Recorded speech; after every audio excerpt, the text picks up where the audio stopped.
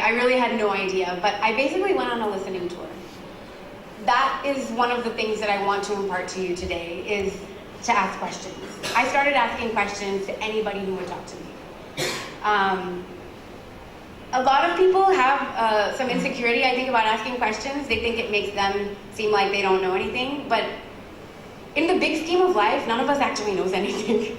I mean, every single person in this room knows something that I don't know and that you don't know. There's something you can learn from everybody. So I had learned that maybe from being a lawyer, that asking questions is not a bad thing. And when I knew that I wanted to do something in healthcare, I went on this listening tour. I would sit down with anybody who would talk to me, whether it was someone who had been a patient in Bangladesh, doctors, investors, entrepreneurs in the region, all across the world. Because of the networks I had built up in my life, I did get a lot of access to people, and I learned a lot. I started asking, one, what was needed in healthcare in Bangladesh? And two, what was happening in healthcare in the world that made sense, that I could learn from? Because I don't have to reinvent the wheel, actually. I can learn from things that have been happening in other countries and try to adapt them and cater them for Bangladesh. The one thing I learned in the world is you can't actually import development, but you can learn. There are a lot of lessons learned from experiences that have happened in other countries. I decided, based on all of my research, that there were two big problems that I wanted to fix. Number one, there's a huge trust gap in the system in Bangladesh. There are good doctors in Bangladesh. There actually are really good doctors here. But there's something happening in this system that's causing a trust gap. The number one reason patients are traveling abroad, is actually not necessarily because of the quality gap, which is there, but it's because they don't trust their doctors. The doctor's not smiling at them necessarily when they talk to them. The system is not there. The hospital is making them wait. There's an issue there. Two, I realized I wanted to offer quality diagnostic testing. There were a lot of mistakes happening in diagnostics. There's only one internationally accredited lab in the country. So people were finding themselves sending their blood work out to 3 or 4 different facilities to validate those results. Sometimes even sending their blood abroad to make sure that the original test was right. That seemed to be a problem to me. So those are the two problems that I decided I wanted to fix. And that's how Praava Health was born. We're launching a network of health centers offering quality, reliable healthcare, family doctors, and diagnostics. Our goal is to be the first point of entry into the healthcare system. So we want you and your family members to come to us first when anything goes wrong, and you will have a doctor that knows your history and all of your family's history, and that will actually spend time getting to know you. We'll also have, all of this will be integrated actually across a fully integrated hospital information system that will feature a patient portal, where you as a patient can go online and check your medical records. You can go on your phone, make an appointment, and communicate with your doctor. You'll hear more about that from my awesome IT team in a minute, but this is basically the concept that I decided to bring to Bangladesh. So the first thing I needed to do was develop a business plan to test to a nurse's salary. So I, again, went on a listening tour, doing research to try to get answers to these questions. This required an incredible attention to detail. I didn't feel comfortable meeting with investors until I could defend every single thing that I was representing to them. Now, my business plan and financial model are not necessarily, crystal balls. I say to investors that, look, it's based on XYZ indicators that I estimate that I'm going to be doing this many tests on day 127. I needed to be able to be credible before I talked to investors, and so I invested that time and energy in building that business plan. I have a more than 100-page business plan, actually, that I put together, and it's evolved over time with the input of these great people here. But I actually, based on that business plan and all of that work, I was able to convince people to give me money to build this company. And with their support, we are launching our first facility here in Dhaka in a few months' time, which we're very excited about. I have actually a couple of pictures. This is a picture of what the building is going to look like. And that's basically rendering of what the lobby is going to look like. That we have some architects from abroad who are helping us with. I just wanted to share those with you because we're really excited about that. I have to be honest with you and say that this is the most difficult thing I've ever done. And Had I known how difficult it was going to be, I might not have done it. But I also didn't know how rewarding it was going to be. It's also the best thing I've ever done. Nothing has challenged me in so many different directions and filled my heart as much as this. And that is what I want that feeling for each of you. We haven't made one penny yet, and we're going to learn a lot once we open as well. We're going to learn that we need to revise our plans and all our models and all of that. And I keep telling these guys that every day. But I know that we're up for it. And to see this dream become a reality and to see this team that we've been so lucky to put together has been, one of the best things that I've ever done. Oprah Winfrey actually said that you get what you ask for in life. And I'm not sure that I believe that, but I do believe that you don't get what you don't ask for in life. So I want you to ask for a lot from your lives and from yourselves. That's basically what I'm here to ask of you. I think that you have to realize that you're going to face challenges and that you're not going to know what those challenges are. Even I standing here today, I have no idea what tomorrow is going to hold. These guys know. I mean, every single day is an adventure. I got 3 emails last night that, I had no idea were coming, for example. But you just have to realize that you're going to be up for it. And sometimes the hardest thing to do is to get through each day. I got those emails last night at 1 in the morning, and I had to finish preparing for this and wake up in the morning, and we all have to keep going. We have to keep going, and that sometimes can be the hardest challenge. But you have to be up for that challenge, and you have to have faith that sometimes just getting up and keeping on going is the best thing that you can do. I want you to understand that as much as I want you to dream big, and as much as I believe that there's so much that you can accomplish, I believe that the future is here in Bangladesh, and I believe that it's in my team and it's here in this room. I mean, you guys are the ones who are actually going to bring this country to be one of the fastest growing economies in the world. That's amazing. But I want you to also know that you're going to have to believe in yourself more than anybody else. Most of the investors I met with didn't invest in my company. I had to be okay with that. You're going to have a thick skin.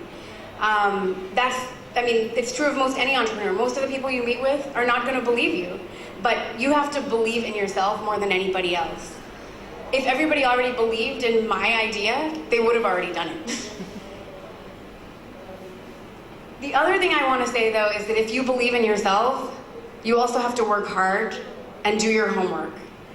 You have to be prepared. I believe that the difference between people who dream big and people who actually do big is hard work. And that is something that there's no limit on. We all come to this world with a certain amount of talent.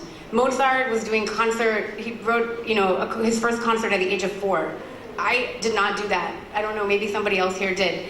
But everyone has their own limitations, and you have to understand that. But there's no limit on how much hard work any one of us can do.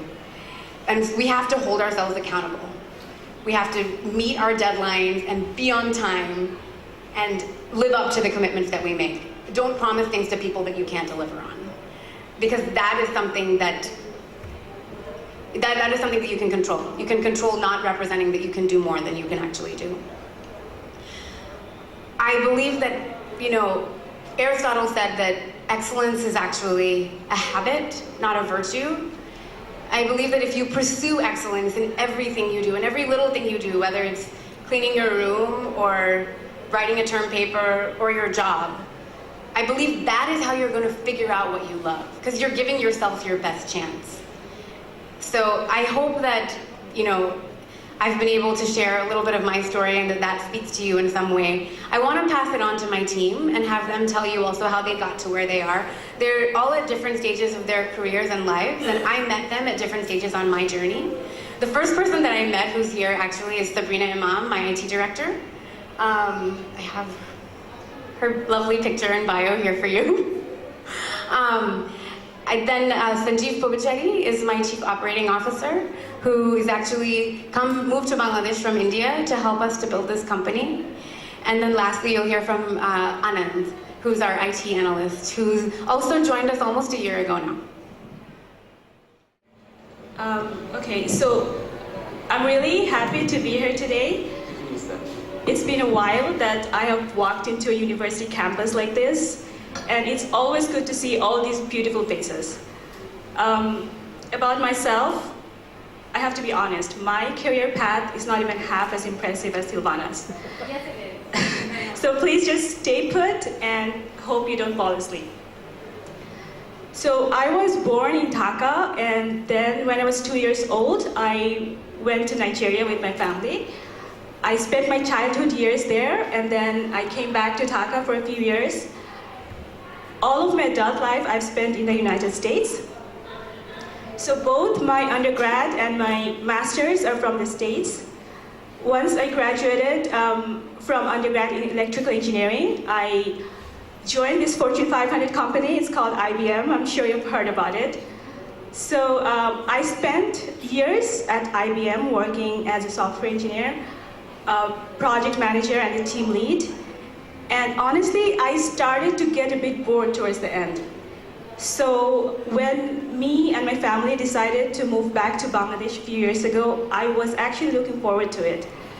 So we moved back a few years ago, and I was starting to think what I wanted to do.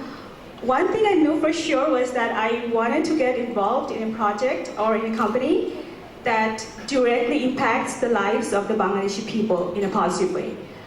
So here I was in Bangladesh. I knew what I wanted to do, but I didn't know how to go about it. And luckily for me, that's about when I met Sylvana.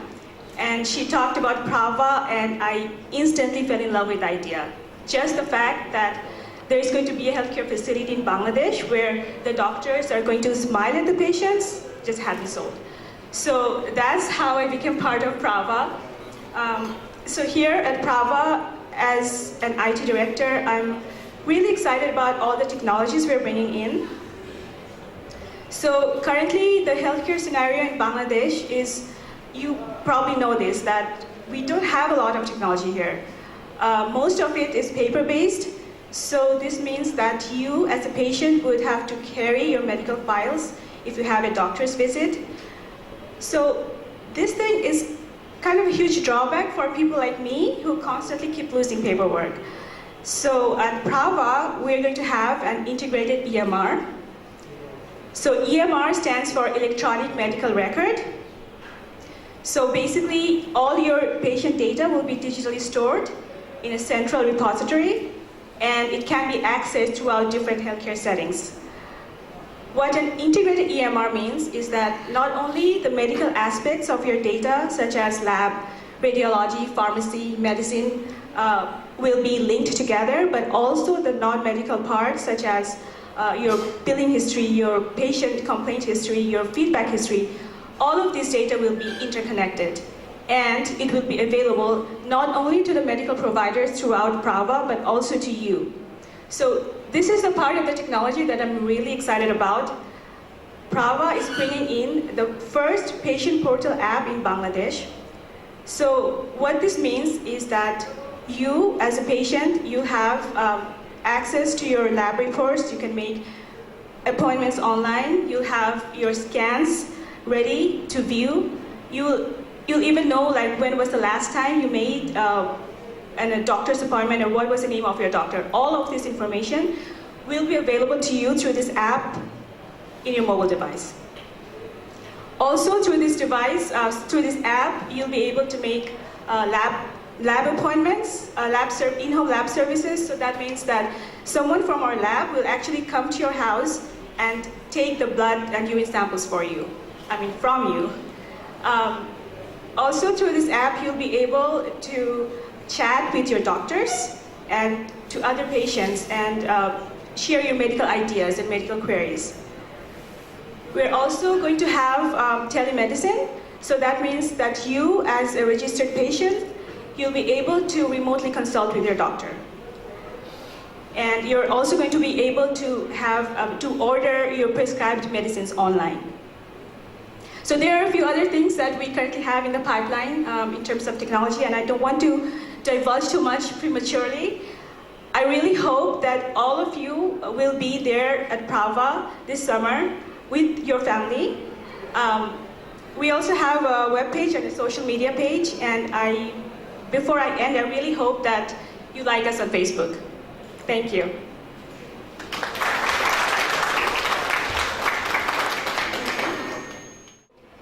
Guys, thank you for this opportunity of talking in front of you. I can see the future here of Bangladesh. So, to give a small snapshot about myself, I'm Sanjeev Publicity, and I'm from Hyderabad. I'm from India, and basically my place is very famous for biryani, like how your place is biryani is famous. Your place is for Kachi biryani, and our place is for the Iranian biryani, is what we say.